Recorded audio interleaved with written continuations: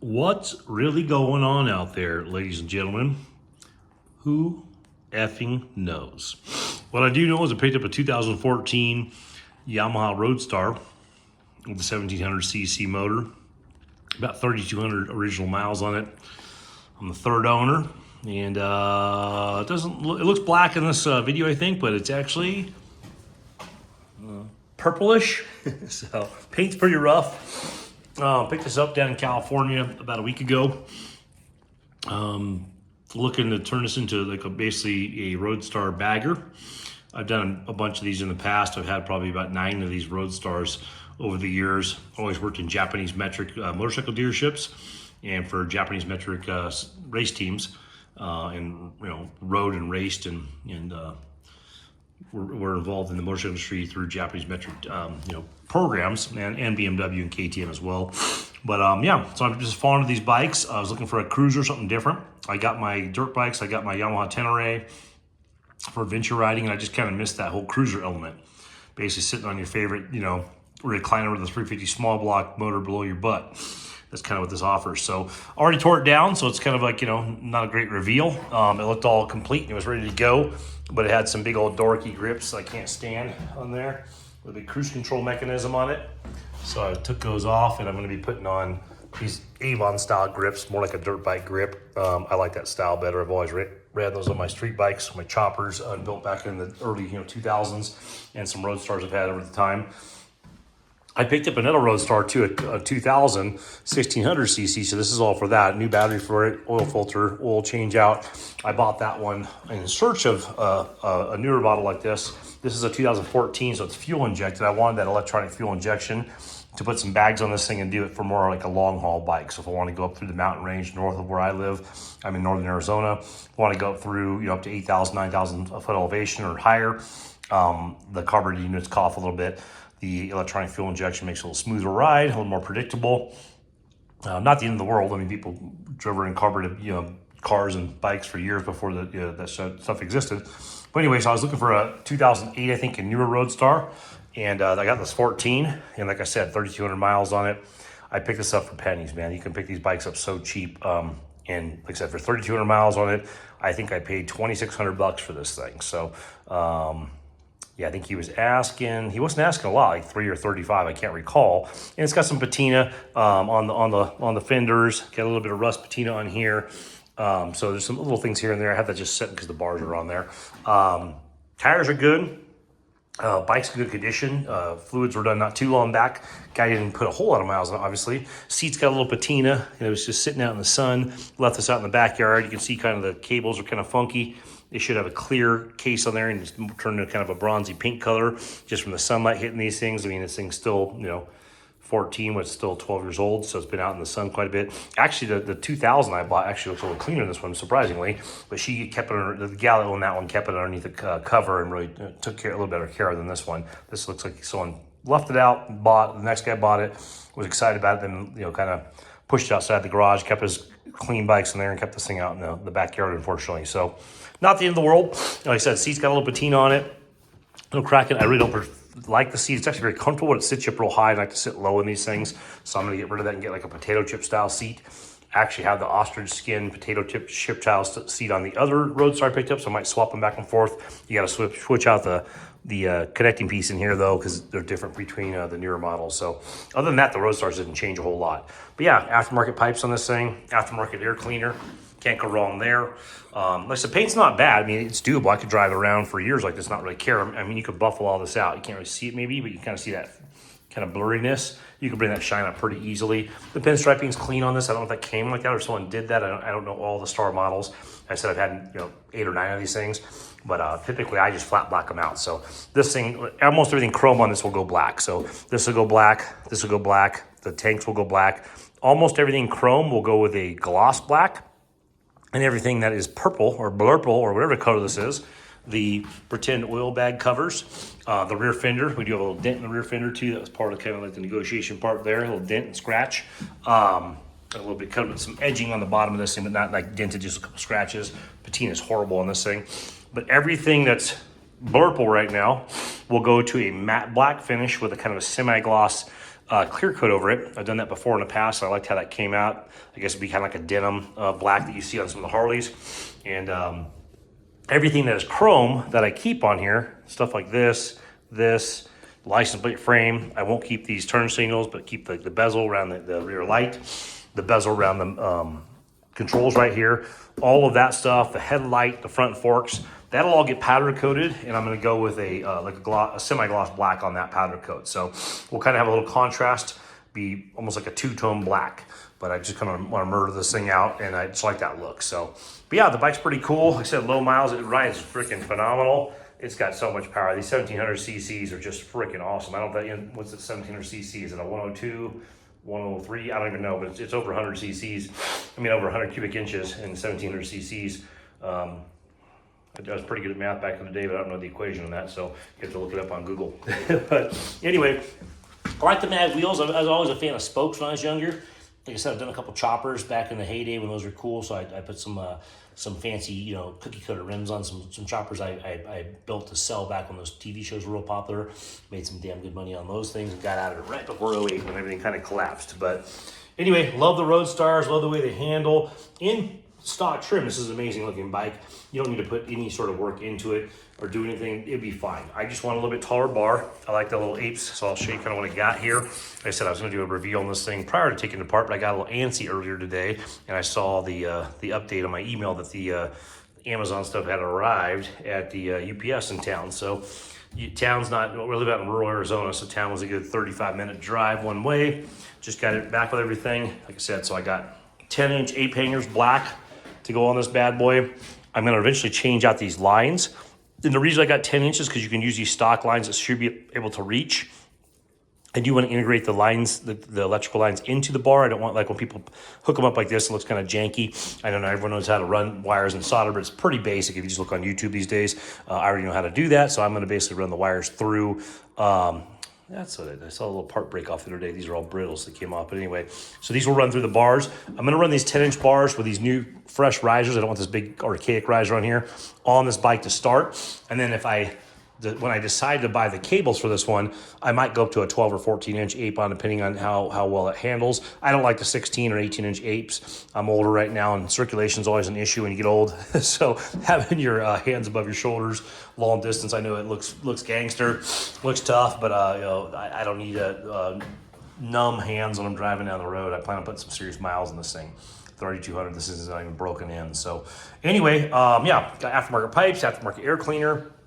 So it's fuel injected, sounds great. I would start it up, but it's all in pieces right now, so we'll do a startup on it maybe tomorrow, or I'm trying to get all this done by the end of the weekend. I got a couple days ahead of me, about 3 days of just messing with some of the bikes I have here.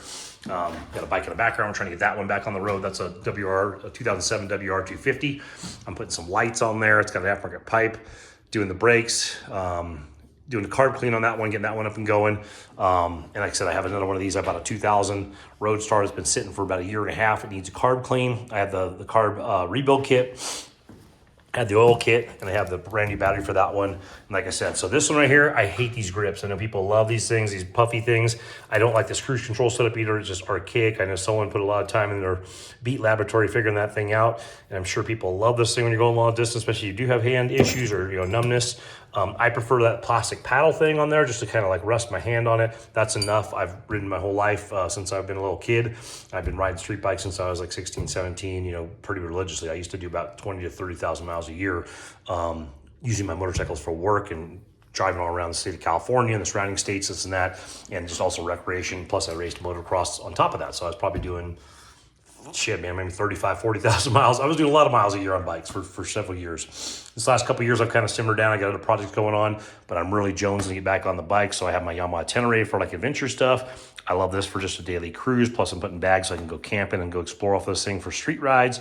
And then obviously just dirt bikes are fun. I don't race anymore, but I like doing some trail riding. So I like doing that. I have this bike and I have a 2007 250 two-stroke Yamaha that I did all the 2015 restyle kit.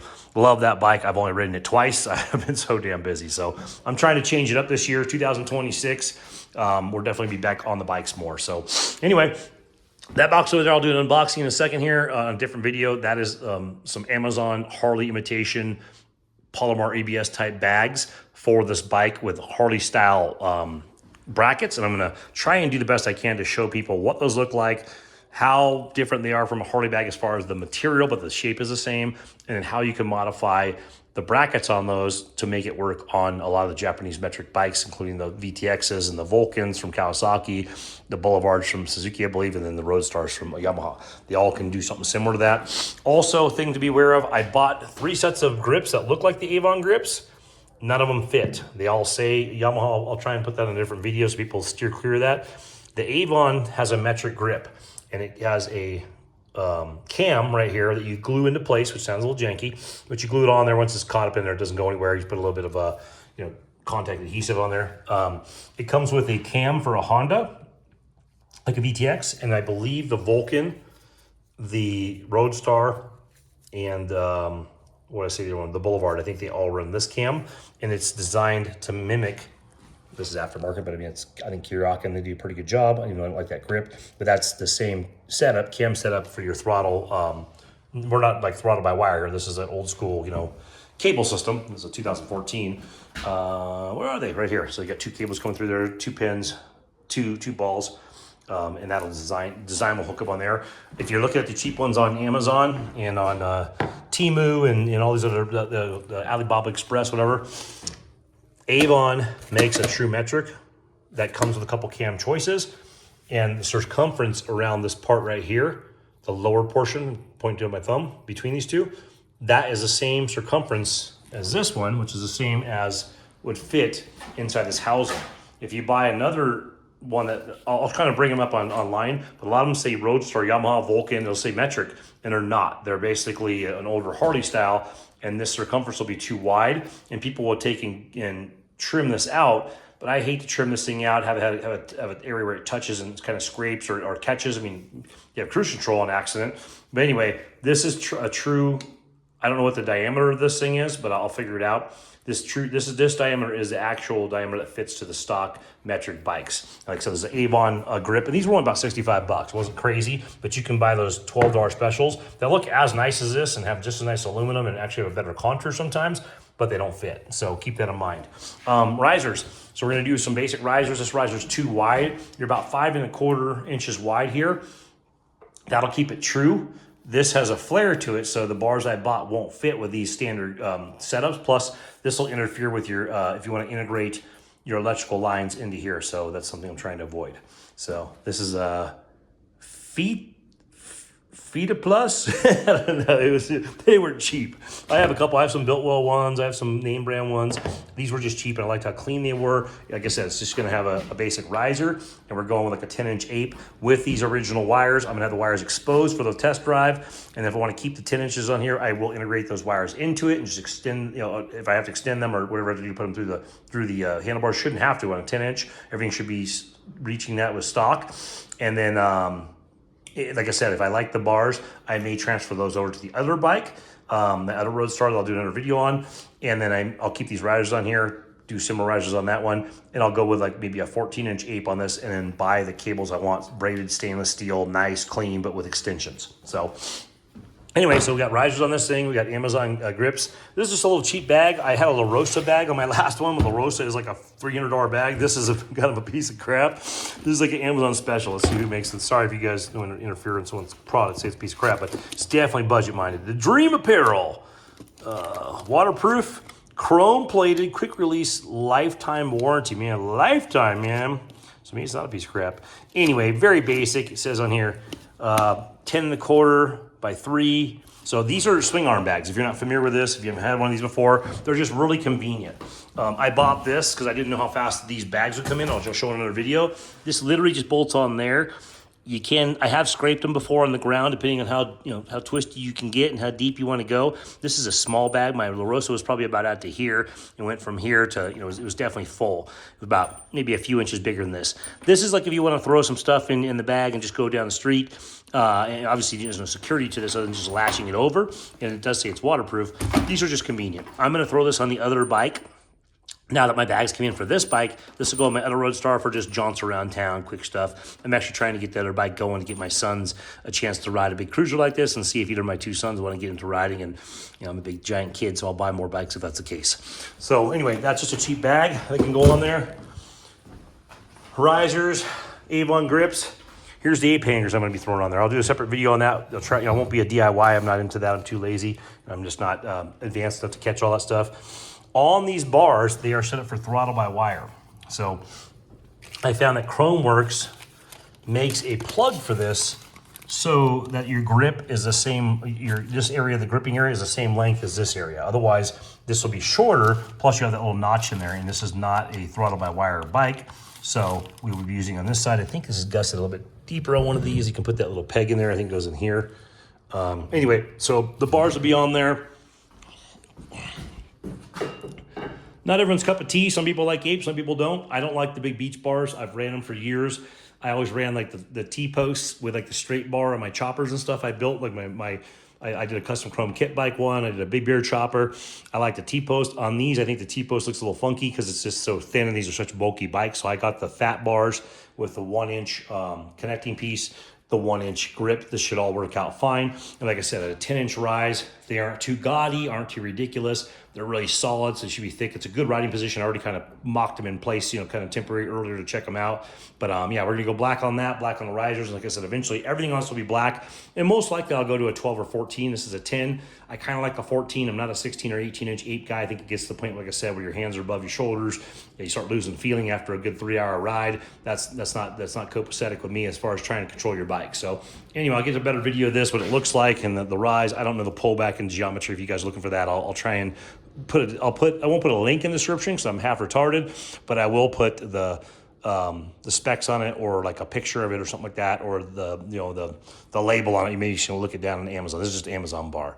I think these bars were 60-something bucks. They were not expensive, and they're pretty heavy duty. I've had $300 bars on choppers before that honestly didn't look any better or worse than these. I mean, these are pretty clean. It's not marred up. They did a really good job on packaging.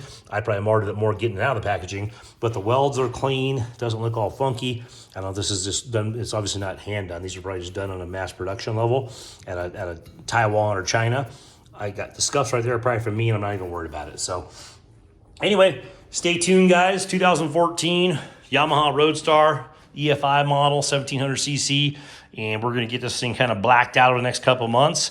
We'll do the bars. It won't be a tutorial, like I said. It'll be kind of like just running around, kind of. I'll kind of talk about the bars, show you what I did, trying to link the description in there so you can find the link on Amazon if you're trying to mimic the same thing. There's not a lot of videos for smaller apes or apes in general on the Roadstar product. There's not a ton of videos on Roadstars in general, other than just people just firing them off in their front yard and blah, blah, blah, blah, blah. That's my bike. I mean, nothing that informative. Not a lot of DIY, but there's enough DIY. You don't need to see another one out there. If you guys are looking for that, I can try and reference that in the description. There's some pretty good ones out there that I've watched already. So out of the few that are out there, there's a couple of very informative ones. I'm not a DIY filmer guy.